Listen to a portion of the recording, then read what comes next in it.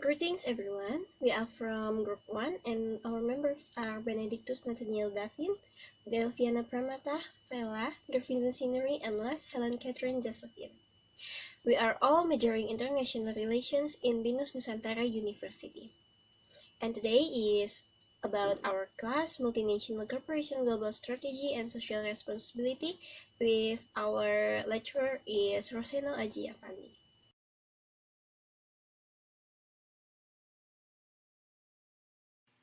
H&M's expansion into Rwanda could be a detrimental step in solidifying our brand's foothold in Africa's retail garment industry.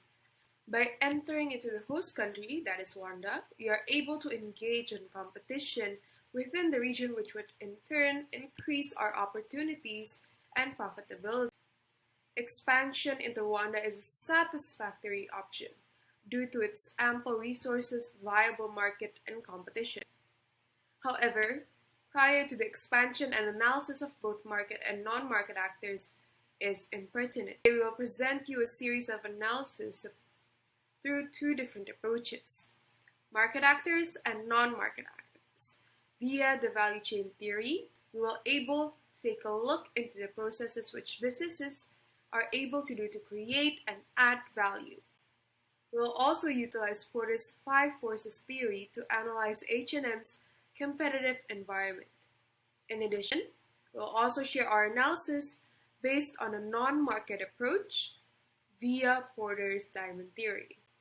In conclusion, to our series of analysis will provide a business model which would help ascertain your decision on the expansion to Rwanda. In this video, we selected H&M as the company to analyze. Why? We choose H&M because H&M is one of the oldest and biggest fast fashion retailer in the world. Because of that, we want to know how competitive is H&M in the fast fashion market so far. Next, we also choose Zara as the competitor. Zara right now is the biggest fast fashion brand in the world. In addition, the Zara brand also has a headquarters based in Europe, which operates mainly in Spain. Lastly, we choose Rwanda as the destination of expansion. Why? Because until now, there is no business operation of H&M in Rwanda, even though the sub-Saharan region and Rwanda particularly has the potential to become a new garment industry. In addition, Rwanda also has a stable politics and economic growth. In fact, many people refer Rwanda as the Singapore of Africa. The first actual market analysis is the value chain analysis between H&M and Zara. Among supporting activities and the primary activities that have the total of 7 activities, Zara wins over H&M in 4 activities, while H&M wins over Zara in 3 activities. Why is it like that? Let's move on to the explanation. Zara wins over H&M in firm infrastructure because Zara has a decentralized decision-making and controls 50% of its supply chain. Zara is only centralized in its distribution system and its mobile tracking system. On the other hand, H&M tends to be more centralized in its headquarters in Sweden, in its functions such as buying, design, and logistics. This makes Zara to be more efficient and flexible in its decision-making because it does not have to wait for permission from the center. In their human capital, H&M and Zara do not fall far behind from each other. However, we say that H&M has been more favorable in its human capital. The reason is because H&M provides a more well-rounded effort. H&M has a commitment of becoming an inclusive and diverse brand. This is also reflected in its efforts of building an inclusive, diverse, and dynamic workplace through the process of its talent acquisition, human resources development, and benefits it provides. However, according to the public information, H&M barely touches upon the technical human resource development strategies. On the other hand, human research done by Zara under its parent company Inditex provides a clear-cut human resource development starting from the bottom up. Through several programs, Zara aimed to increase internal recruitments, follow suit with internal trainings, and visits arranged by the company. However, Zara does not stress upon bullying culture and working environment, although it was well intended. Public research on Zara human resource management is also extremely limited, which further distances Zara from its potential new recruits and talents. We found that H&M and Zara have been almost equal in this activity. However, H&M is the more superior one. Both H&M and Zara utilize and develop technology in order to analyze market and also to produce products. But H&M also focuses on the sustainability goals, which makes them wins over Zara. Zara is superior compared to H&M because it has been more cost efficient. When Zara sources their products or buy inputs and some amount of unfinished products from external suppliers, those suppliers come from low-cost source markets. On the other side, H&M profit margins are greatly affected by the changes in the raw material prices because of its dependency on external suppliers as it does not have any factories. H&M also focuses more on improving values instead of increasing profit. Before moving on to why Zara wins over H&M in input, let's see how the input in Zara and H&M is. Based on that, we can see that Zara is more agile, as it focuses more on speed and flexibility, which makes them able to react quickly towards changes.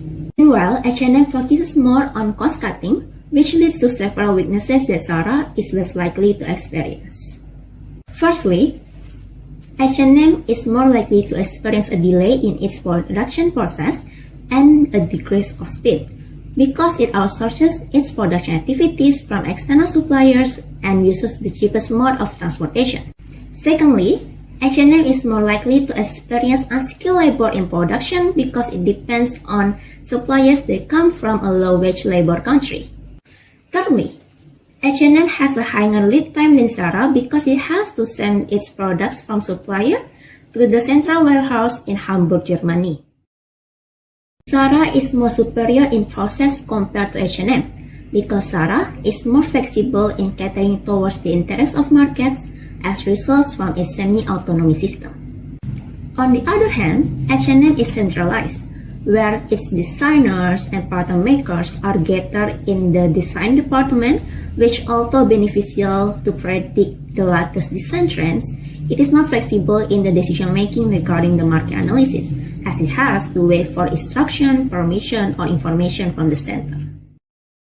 H&M wins over Zara because H&M has shown a great length in marketing their products, such as by digital marketing, social media, and influencers. With its way of marketing, H&M is able to generate satisfying results.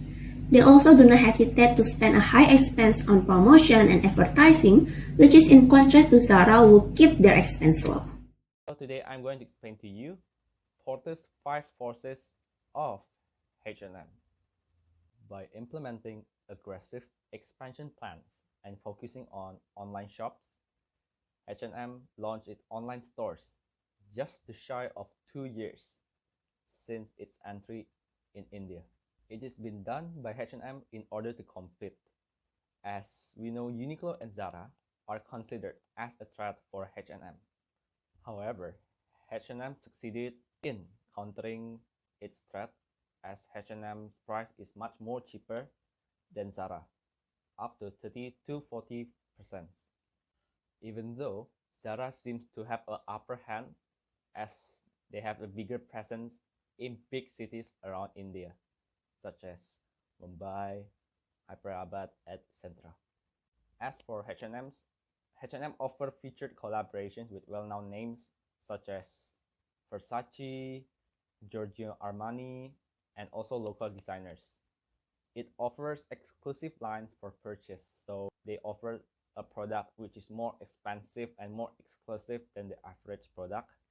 And then we have Uniqlo. Uniqlo designers held a meeting a year before launching their products, and in order to negotiate with the retail manufacturers to get cheaper price.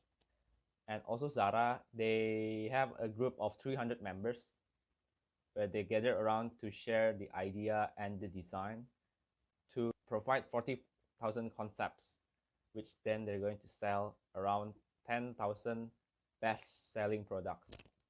As for Uniqlo, it's the most reasonable competitor for H&M regarding to their business model and their targets, where Zara aims a bit higher targets and strategies. Furthermore, the development of internet is rising day by day and led to the change of customer behaviors. So H&M Zara needs to innovate by following the new trends, increasing their customer base, and reducing the production costs in order to compete with each others. So the thing that makes Zara is much more superior to H&M is the investment in online sales and innovation, where Zara is much more earlier than H&M. As we can see, in 2020, H&M online sales increased by only 28% compared to 2019, where Zara in the same year, its online sales increased by 64% compared to 2019, where they recovered their earnings for more than 11% compared to H&M only 9%. For customer bargaining power, H&M daily shipments of new merchandise up to 3,900 into all H&M stores with various designs in each seasons, where they focuses on providing collections of accessories, not only clothing but also like hats, bags, and footwear. And also Zara aims to keep the price competitive, giving discount and promotion for nearly expired products, and focuses on clothing and perfumes for all genders. As for Uniqlo focuses on providing the 24/7 customer service, advanced online app with almost 270,000 average comments about requests on models annually, and daily life collection, complemented with underwear, socks, and leggings. These three brands also has low threat of substitutes, as they are in the fashion clothing industry, which I recall three of them are the superpowers. Zara has proven to be more innovative than H&M and Uniqlo, as seen by its profit. Despite that, H&M is still able to counter the threat coming from Zara and Uniqlo. Who is much more superior, H&M or Zara? Well, Zara is slightly more superior to H&M, where Zara is more dominant in supplier bargaining power, threat of substitutes, and buyers' bargaining power, compared to H&M, which is only dominant in threat of new entrants and also internal competition. So 2 for H&M and 3 for Zara. Next is diamond theory. Diamond theory is a tool to analyze the competitive advantage of a country. The diamond theory consists of 6 points, which are condition, chances, related and supporting industries, demand condition, firm strategy, structure, rivalry, and the last one is government. First, let's see the condition in Rwanda. Rwanda ranks 52 out of 180 countries on the corruption index in 2021. According to the World Bank, Rwanda also recorded a labor participation rate of 84.1%, which is quite high if we compare it with other sub-Saharan states. Rwanda also has a workforce that has sufficient skills or education, as the literacy rate reached to 73%. Level of crime in Rwanda is 22%, which is quite safe if we compare it with other neighboring states. The business freedom index in Rwanda is 50.7%, which make it easier to create new business in Rwanda. Next is chances. Rwanda's economy is projected to expand to 7.9% in 2023, according to the African Development Bank or AFDB. In 2021 alone, the state has growth of 10.9%, making it one of the most prosperous countries in the region. Next is the related and supporting industry. In Rwanda, related and supporting industry are still dominated by small industries. There are only several large garment and textile industries such as Utexra and CHA garment. But in 2018 until 2020, garment and textile industry in Rwanda is booming and increasing in value by 89%. Not only that, in 2020, Rwanda exported with a value of 30.1 million US dollar of textile and garment products. That situation clearly has the potential to consider Rwanda to become a new garment industry in the region. Next is demand condition. With a population of almost 13 million, the demand condition for branded clothing in Rwanda can be categorized as weak if we compare it with other neighboring countries. This can happen because a large part of Rwandan population still lives in poverty. Rwandans also prefer to buy clothes from second-hand market or custom-made, which cause the demand for branded clothes to decrease. However, in the next few years, there is a great potential that demand for branded clothing will increase. This is due to the economic growth of the Rwandan people, along with the policy from the Rwandan government, which began to impose a tax on second-hand garments and a ban on the import of certain second-hand clothes. Next is firm strategy, structure, and rivalry. 92% of enterprises in Rwanda are micro-industry, which make Rwanda is not compatible for mass production. But because of that, this sector could profile itself on high-end fashion and product with craftsmanship qualities. Other than that, in rivalry, industry in Rwanda also has difficulty competing with cheap imported clothes from Asia and the neighboring state. This situation makes it difficult for industry and firm in Rwanda to develop. Last one is government.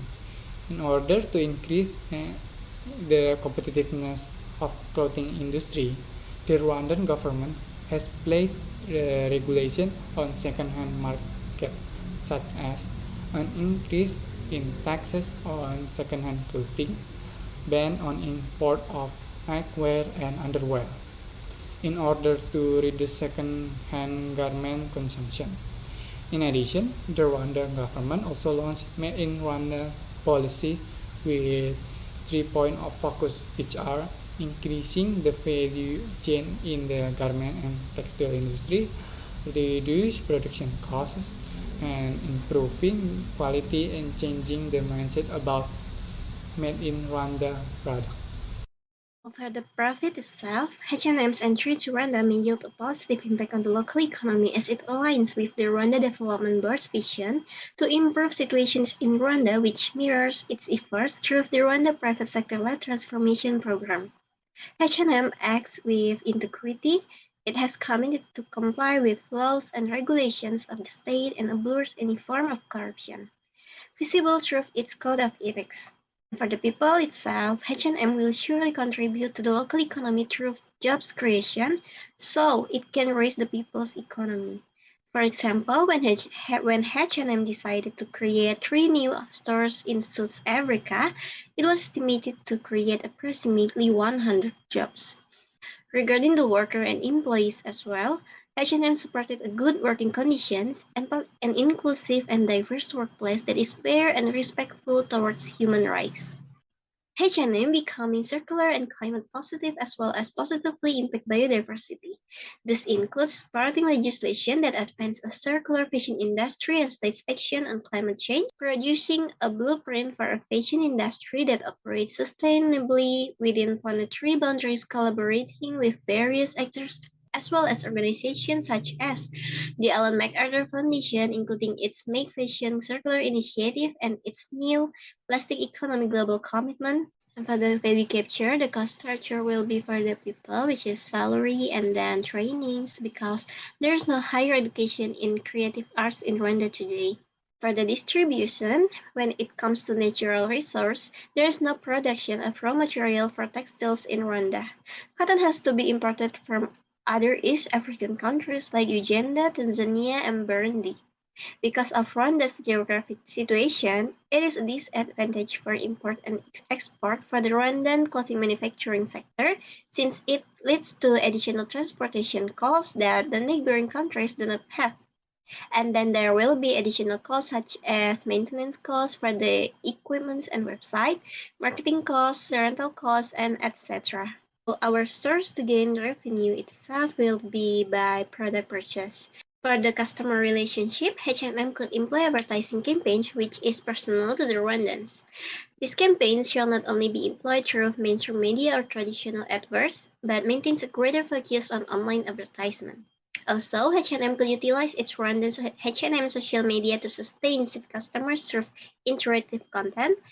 In addition, seasonal discount may also be applied to sustain the customers. And for the customer segments, the target customers from H&M itself is aimed at all segments, both men or women and also children. With affordable clothing prices, H&M targets middle and lower middle class customers.